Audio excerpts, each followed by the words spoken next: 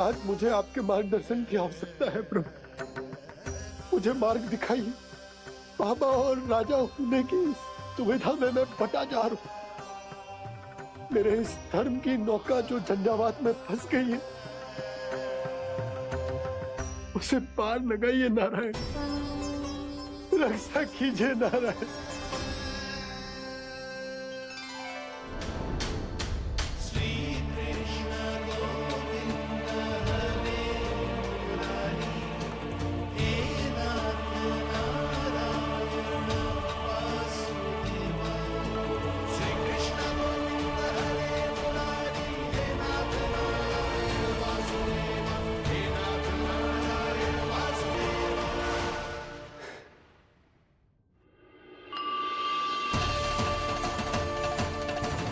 शालिग्राम यहीं तो रखा था मैंने। कहाँ गिर गया? कहाँ चला गया? मैंने तो यहीं रखो था।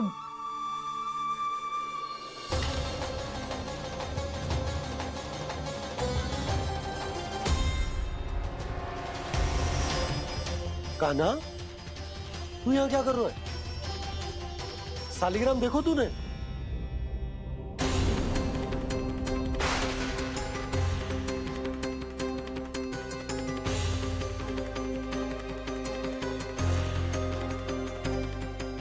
अच्छे, तेरे मुंह में क्या है? कान्हा, कहीं तूने शालिग्राम मुंह में तो ना ले लियो? हे नारायण, क्षमा करना, अबोध बालक। जी क्या करो कान्हा तूने? बाहर निकाल शालिग्राम। लल्ला, जी अनुचित है। यदि वो तेरे कंठ में चला जाएगा तो तेरी सांस। लल्ला, ला बाहर निकाल। अच्छो बालक है ना तू?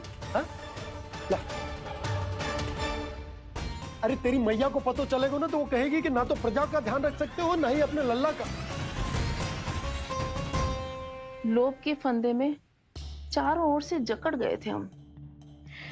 भविष्य के स्वप्न देखते देखते अपने जीवन का सबसे बड़ा भूल किया है हमने। यशोदा और नंद भैया ने आप सबको समझाने का कितना प्रयास किया था, और यहाँ तक कि छोटे कान्हा ने भी हमें कितना समझाया, लेकिन हमने उस दुष्ट व्यापारी को अपना सारा वचन दे दिया। मुझे तो सबसे पहले अपने घर में बिठा कर ही समझाया था उन दोनों ने। कही थी कि कोई किसी भी वस्तु का दुगना मूल्य क्यों देगो, पर मैंने उनकी एक भी ना सुनी। आप ही बताओ रोहिणी जी, अब किस मुंह से क्षमा मांगूंगी मैं जशोदा जी से? क्षमा मांगने की कोई आवश्यकता ना।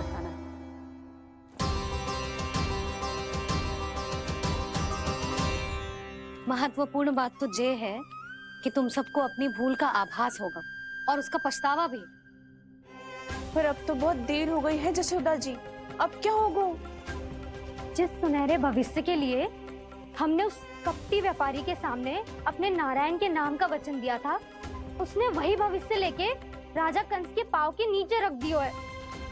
संतुष्ट सुखी जीवन जी रहे थे हम। बछड़ों को उनके भाग का दूध मिलता था।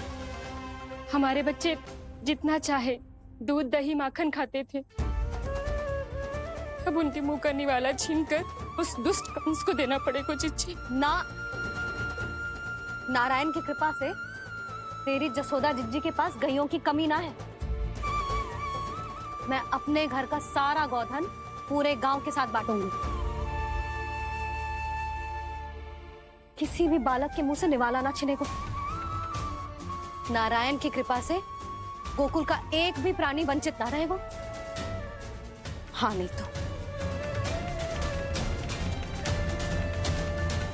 देख कान्हा, बाबा का कहना मान ले। कान्हा, तुझे नारायण की सौगंध है, वो शालिग्राम मुझे दे दे।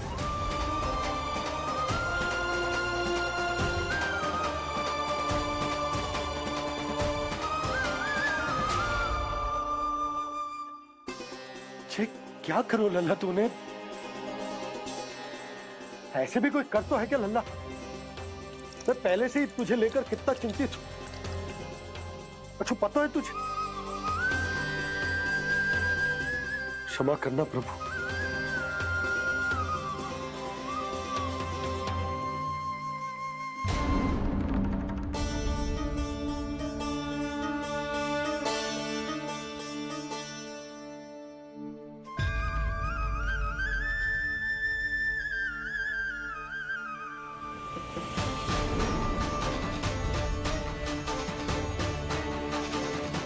ये क्या कर रहे हो लल्ला?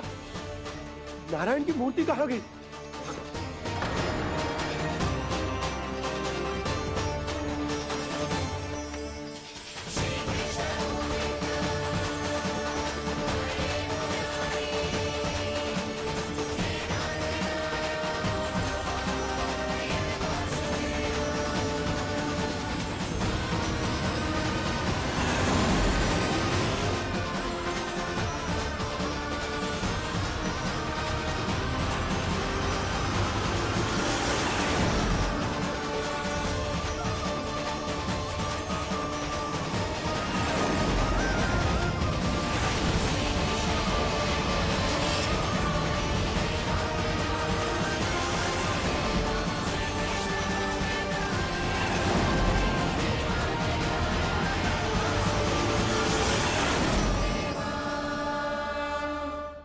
मैंने ना कान्हा के मुंह में फिर से ब्रह्मांड देखो है।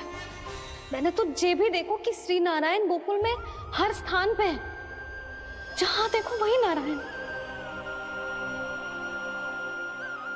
जिनके मुख में त्रिभुवन है, जो सारी सृष्टि का संचालन करते, मैं उन्हीं की चिंता कर रहा था।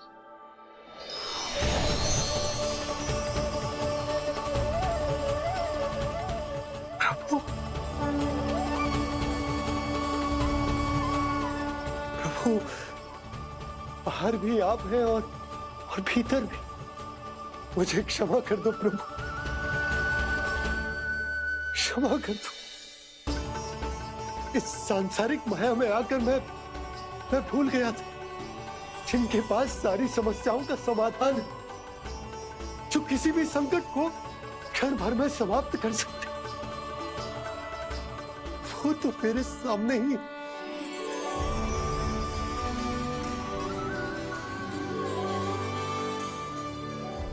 समस्या कैसी भी क्यों ना हो, चिंता समाधान नहीं, बाधा होती है। इसलिए चिंता मत कीजिए बाबा। मैं तो सदैव ही कहता हूं, मनुष्य को कठिन से कठिन परिस्थिति में भी चिंता से दूर ही रहना चाहिए। यदि व्यक्ति अपना सारा ध्यान अपने कर्मों को पूरा करने पर लगाए, तो वो बड़े से बड़े संकट का सामना भी सहज ही कर सकता है। और वैसे मेरी पूजा वही करते हैं जिन्हें मेरे अस्तित्व पर विश्वास है।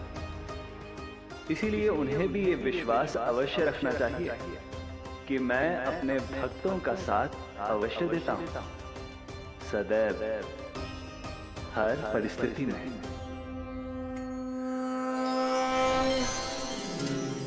मैं आपके साथ ही हूँ बाबा।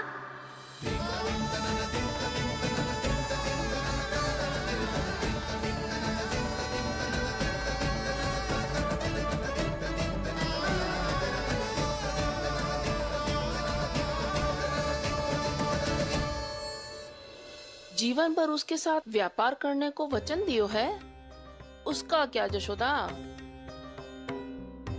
और उस दुष्ट कंस और उसके व्यापारी ने जो समस्या उत्पन्न की, उसका क्या?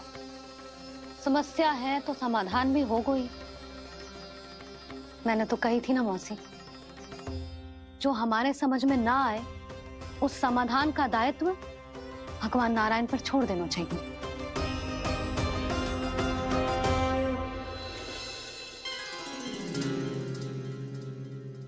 ये देखो,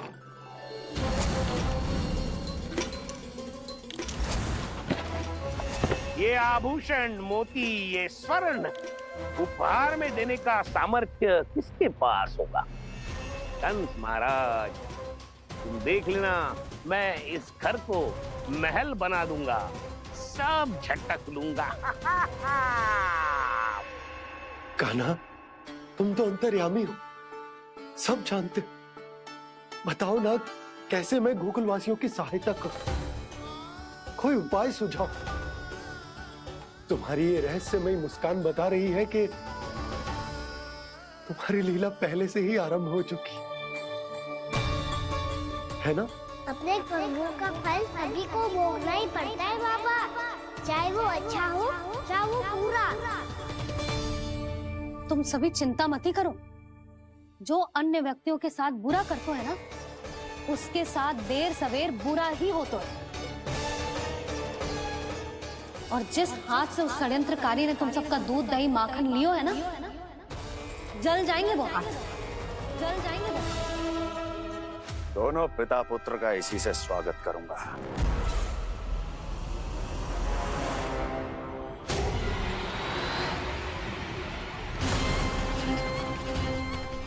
अचानक गदा में ताप कैसा? मेरे हाथ चल रहे हैं।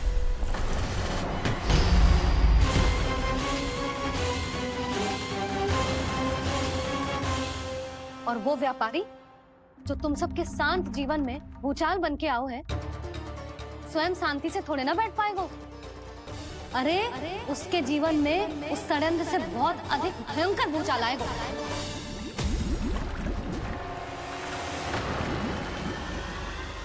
स्वामी, ये अपने आप कैसे बोलने लगा?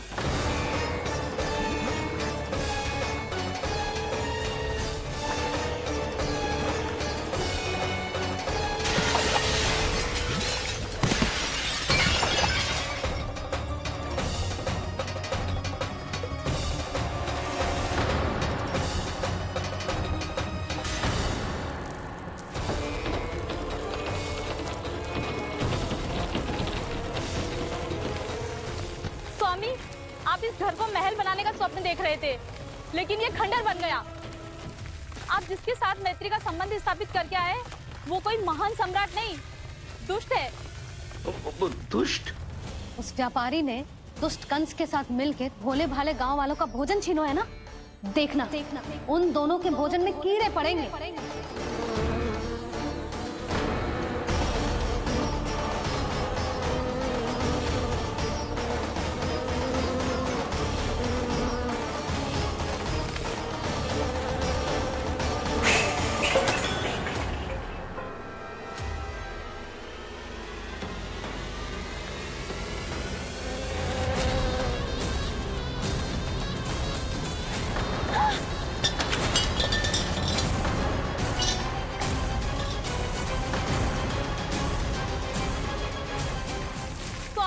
घर गया, जीविका का साधन गया, अब क्या जाएगा हमारा जीवन?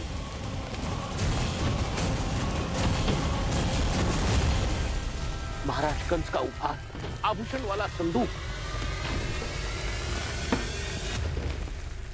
उन दोनों ने मिलकर तुम सबका दूध दही माखन सच्चा धन छीनने का प्रयास करो है ना। अब देखना उन दोनों का धन, उनके आभूषण सब लोहे के बन जाएंगे, कंकड़ पत्थर हो जाएंगे सब, कंकड़ पत्थर हो जाएंगे सब। ऐसा ही होगा मैया।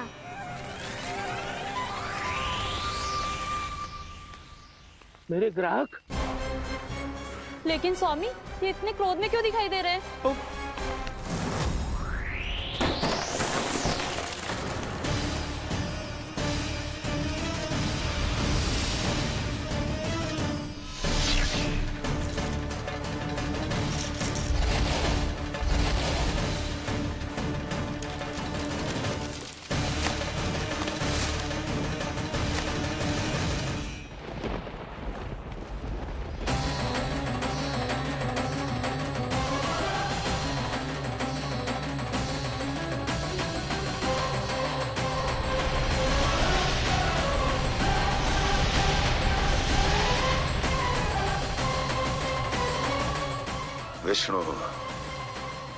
विष्णु ने किया है ये सब।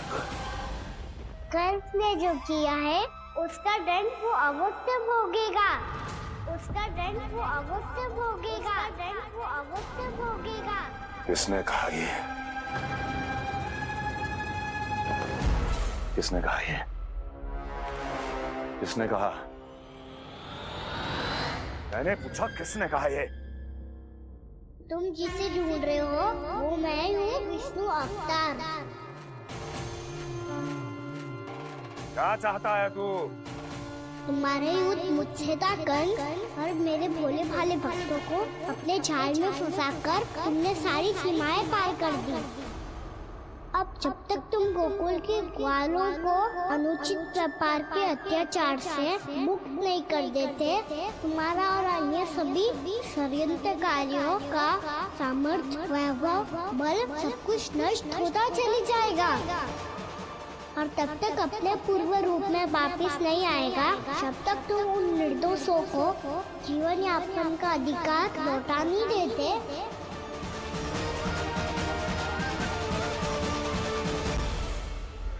महाराज, दूध, दही, माखन सब कुछ पूरी तरह से सड़ गया है। महाराज, सारा अनाज, फल और सब्जियां सब नष्ट हो चुकी हैं महाराज। महाराज, महल का सारा पेयजल दूषित हो चुका है। छल है ये। ओ विष्णु अवतार हमें अपने माया जाल में फंसा रहा है। ऐसी सड़ी हुई मिठाइयाँ मैंने आज तक नहीं खाई हैं। खोए की नहीं, पत्थर की बनी है ये, उससे भी कड़ी है तुम्हारी ये मिठाइयाँ। आज के बाद कभी मिठाई नहीं लेंगे। जो बुरे कर्म करते हैं उनके साथ बुराई होता है और अच्छे कर्म करने वाले को अच्छाई मिलती है। आप अपना कर्म कीजिए बाबा, आपकी चिंता अपने आप दूर हो जाएगी।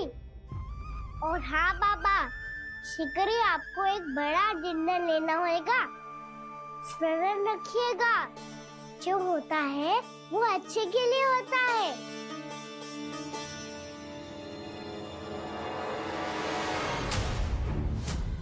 बाबा, मैया आ रही है, क्या करूं?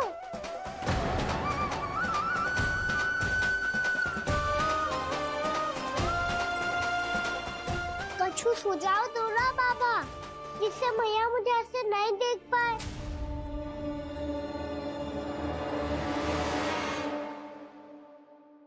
सुनो जी,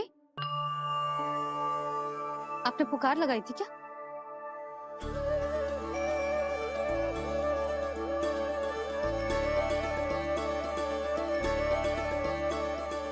तुम मुस्कुरा क्यों रहे हो?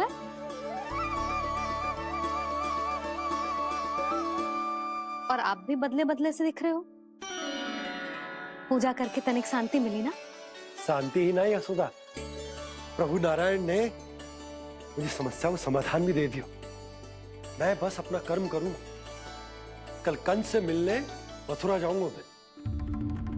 उस दुष्ट अत्याचारी से मिलने जाओगे आप? ना ना, मैं आपको उससे मिलने ना दूंगी। देखो ना आपने कैसे हमारे गांव वालों को फंसाओ है उसने। अवश्य ही आपको भी उसी उद्देश्य से बुला रहा है। आप मुस्कुरा रहे हैं प्रभु? कुछ देर पहले ही तो मैया सभी को मुझ पर अर्थात श्री नारायण पर विश्वास करने की सीख देकर आई है। अब देखो स्वयं चिंता करी है ये। चिंता मत ही करो यशोदा, मुझे श्री नारायण किसी भी जाल में ना फंसने देंगे। वो तो यही है, हमारे साथ। यही है, इसका क्या अर्थ है जी? तुमने कही थी ना कि तुमने उन्हें हर जगह देखो, हमारे घर में, गोकुल में। तो इसीलिए तुम चिंता ना करो, मुझे अपना कर्तव्य करने दो। कल भोर होते ही मैं मथुरा निकल जाऊंगा। पता तो चले वो हमसे चाहतो क्या है। पहले ही वो गांव वालों से सारा दूध, दही, माखन हड़प चुके हैं। अब आप और मटकियां क्यों ले जा रहे हो उस दुष्ट के लिए? यशोदा, वो दुष्ट है, अत्याचारी, पर है तो हमारे महाराज ही ना। वैसे खाली हाथ थोड़ी ना जा सकते। तुम अपना ध्यान रखना। सुनो जी, मुझे पता है कि मुझे श्री नारायण पे विश्वास रखना चाहिए, बल्कि मैं भी तो यही समझा रही थी इन गोपियों को। पर पता ना क्यों मुझे लग रहा है इसके पीछे उसका कुछ बहुत बड़ा षड्यंत्र है। ना तो आपको अकेले क्यों बुलाता वो? मैं जानता हूँ यशोदा, उसने मुझे क्यों बुलाया। पर मैं तुम्हें ना बता सकता। मैं ना चाहता हूं कि तुम चिंता करो।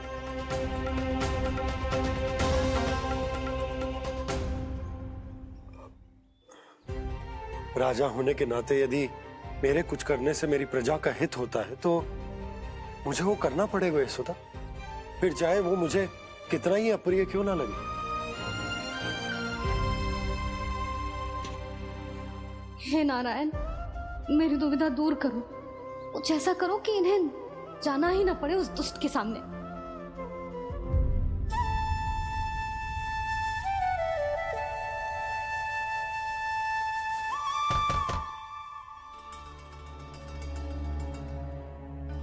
जी इतनी सुबह कौन हो सकता है? मैं देखता हूं।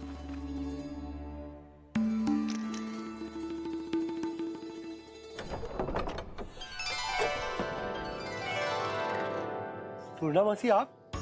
यशोदा?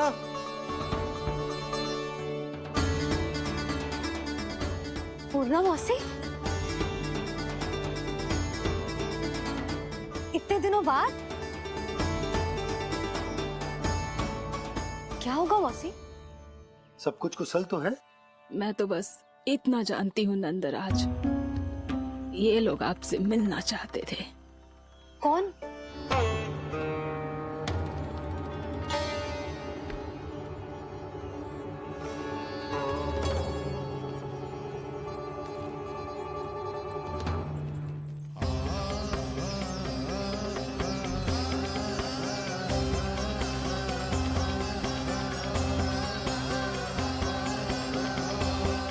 इतनी सुबह आप सब यहाँ? क्या होगा?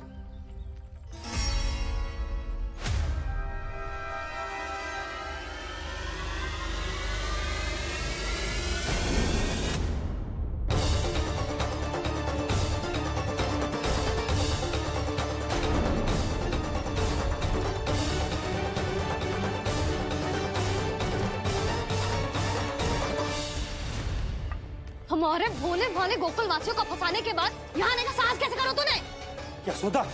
पूछो जी, पूछो इससे, ये क्या करो यहाँ?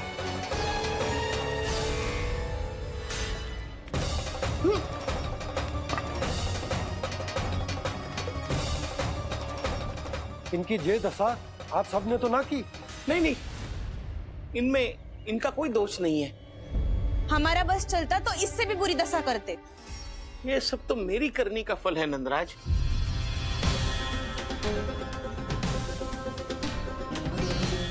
इसे इसके किए का दंड मिल गया है।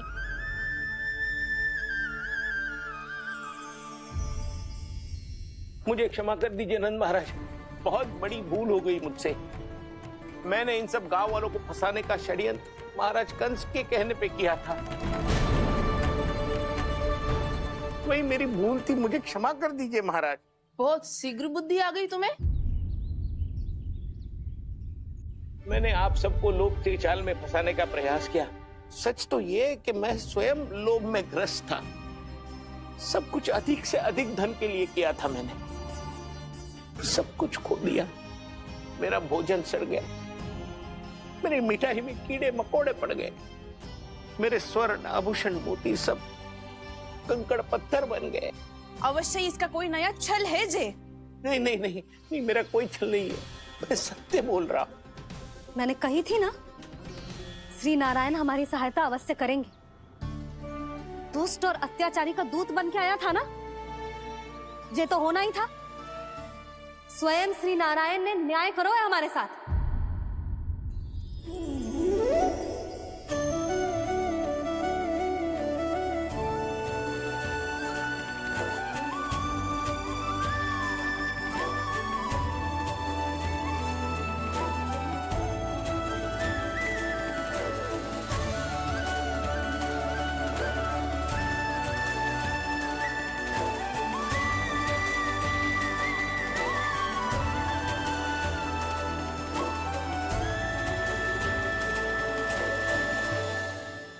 आप बिल्कुल सही कह रही है।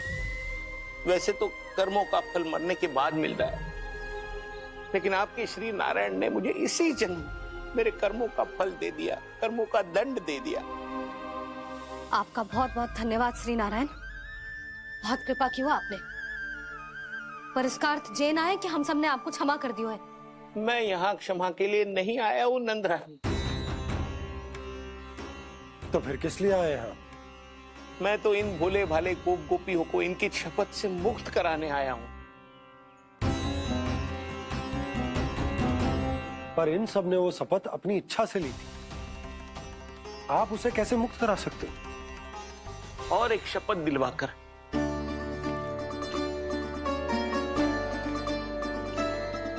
आप लोगों ने भगवान श्री नारायण को साक्षी मानकर यह शपथ ली थी कि आपका सारा दही, दूध, घी, माखन आप केवल मुझे और मुझे ही देंगे। आज उसी भगवान श्री नारायण को साक्षी मानकर मैं आपको शपथ दिलवाता हूं कि आपका सारा दही, दूध, घी, माखन, उसमें से एक कण भी आप मुझे नहीं देंगे। प्रतीक्षा क्या कर रहे हो आप सब? शपथ लो। हाँ हाँ।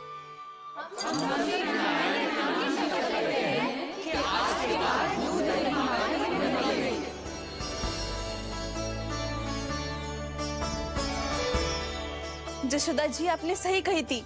हम बस श्री नारायण पर विश्वास रखें तो सारे कार्य सज जाते हैं। मुझे आशा है कि व्यापारी जी की तरह आप सबको भी अपनी शिक्षा मिल गई होगी। हाँ नंदराज, अब हमें अपनी भूल से सीख मिल गई है। अब हम कभी भी किसी के लोभ के जल में ना फंसेंगे। जब यहाँ आभास हो जाए वहाँ भूल हुई है तो उसे मान के सीख लेनी चाहिए। हाँ हाँ, इस घटना से मुझे भी सीख मिल गई है। मैं भी जो शपथ लेती हूँ कि आज के बाद सारा का सारा दूध, दही, माखन, इस पर सबसे पहला अधिकार गाय के बछड़ों पर ही होगा। सीख समझ सभी ने जैसे ही ली शपथ कि अब लोभ करेंगे ना हानि से भी अधिक मिला है, माखन बह रहा देखो कृष्ण लीला, देखो कृष्ण लीला।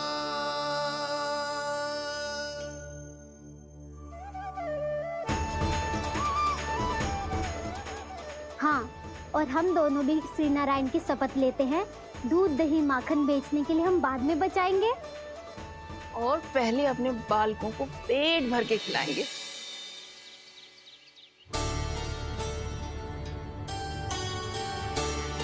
भैया, दादी, शीघ्र चलो। जो माखन प्रसाद की मटकी आप मंदिर से चढ़ा के लाई थी वो पूरी भर गई है और माखन निकल निकल के भरो है। इसीलिए बड़बोलो कहलाते है तू। फिर कहने लोगों कथा कहानी। भैया, अपने घर पे भी ऐसा ही हो रहा है।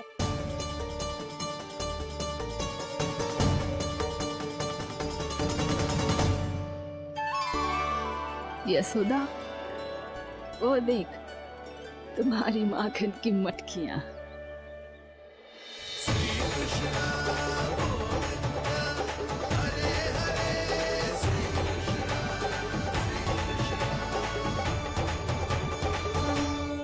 मैंने कहा था ना, आप सभी पर श्री नारायण की विशेष कृपा है। जैसे ही आप सबने अपनी भूल स्वीकार कर ली, भगवान ने आपके माखन की सारी हानि पूरी कर दी।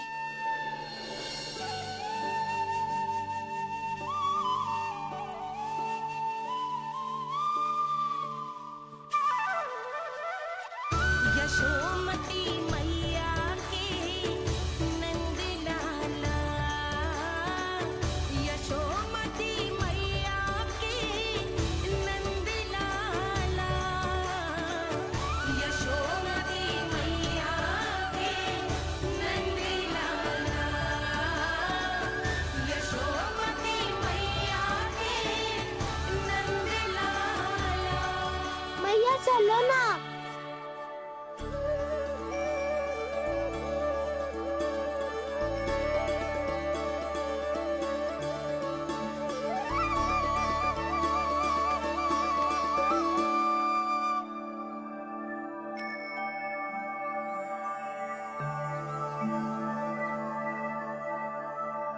कौन से कान्हा पे विश्वास करूं मैं?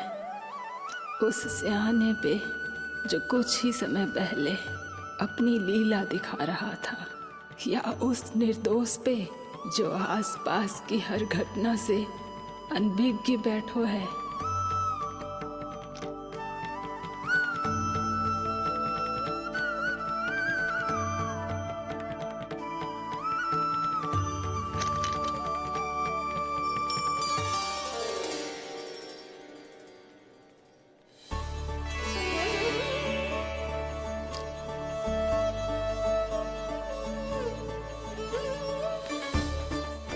तो क्या इसका अर्थ ये है कि जब हम अच्छा कर्म करते हैं तो हमें पुण्य लाभ होता है, और जब हम बुरा कर्म करते हैं तो हमारी हानि होती है, हम पराजित हो जाते हैं?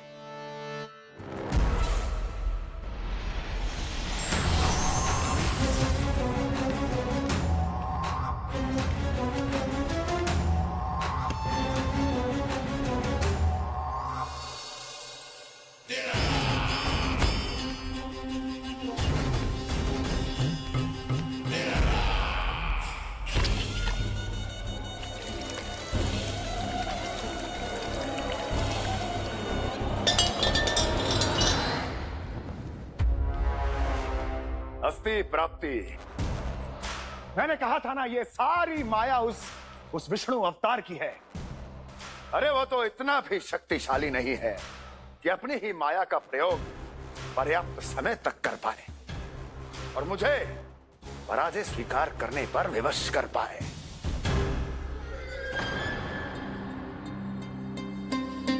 किंतु तुम्हारे मुख की भावभंगिमा तो कुछ और ही कथा कह रही है।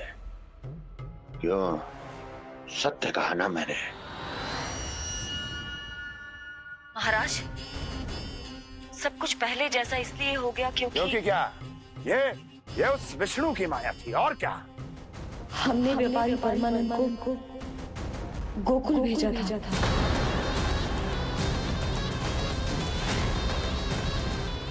ताकि वो गोकुल वासियों को अपने साथ व्यापार करने के वचन से मुक्त कर सके।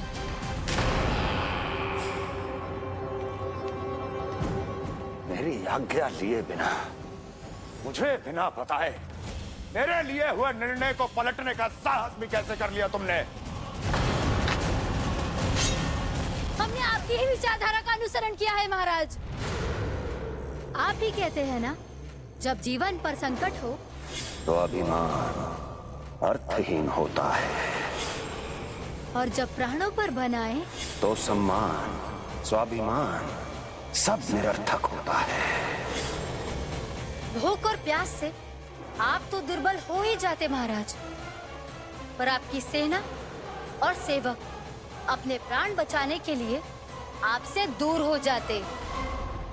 आपके और उस विष्णु अवतार के बीच 4 वर्षों से चलते आ रहे इस संघर्ष में ये एक छोटी सी झड़प है महाराज, और यदि हम ये झड़प हार जाते तो शेष युद्ध करने के योग्य भी नहीं बच पाते। जब आप पूरी तरह से अकेले, शारीरिक रूप से दुर्बल और असहाय होते, और तब वो विष्णु अवतार, वो बालक आप पे प्रहार करता, तब आप क्या करते महाराज? आत्मरक्षा आवश्यक थी महाराज, क्योंकि शत्रु पर उसके वार से भी अधिक घातक प्रहार करने की योजना तभी बनाई जा सकती है जब तन और मन दोनों पूरी तरह स्वस्थ हो।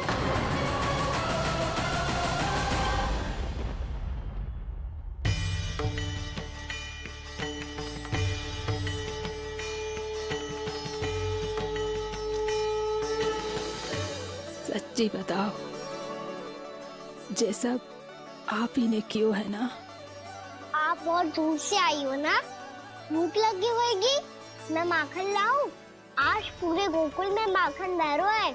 इसके पीछे आप ही की लीला है ना? मैं अभी माखन लाता हूँ।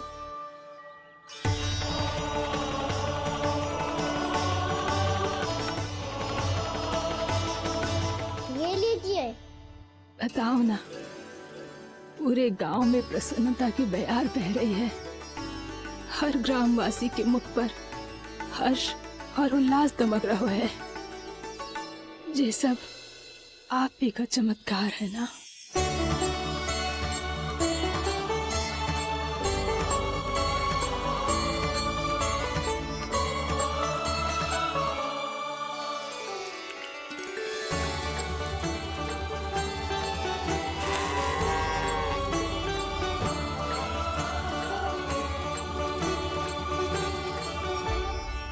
बताओ प्रभु, ये महिमा आप ही की है ना नारायण? ठहरो, मैं आपके हाथों से खिलाऊंगा आपको।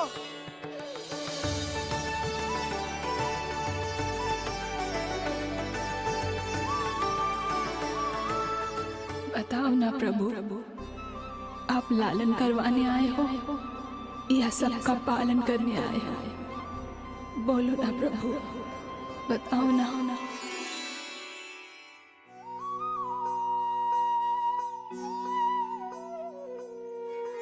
आए हो लालन करवाने या पालन करने आए हो, या जगपाला बन नंद लाला मन को हरने आए हो। आए हो लालन करवाने या पालन करने आए हो। नैनों से देखूं तो दिखते कृष्ण है, मन से देखो तो हरि दिखे। अपनी इन लीलाओं के कारण सबके मन हो बसे। कान्हा आपको कह के पुकारो या बोलो भगवान कहो, माता की ममता दो आपको या फिर मैं प्रणाम करूं। प्रेम में सबको आए रमाने, या रमने चले आए हो।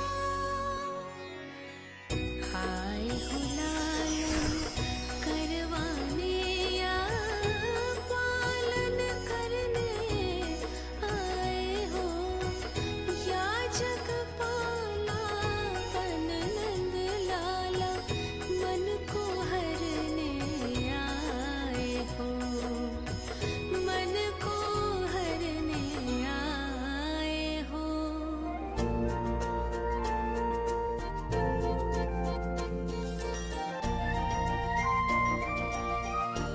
बताओ ना प्रभु, कब दोगे मेरे प्रश्नों का उत्तर?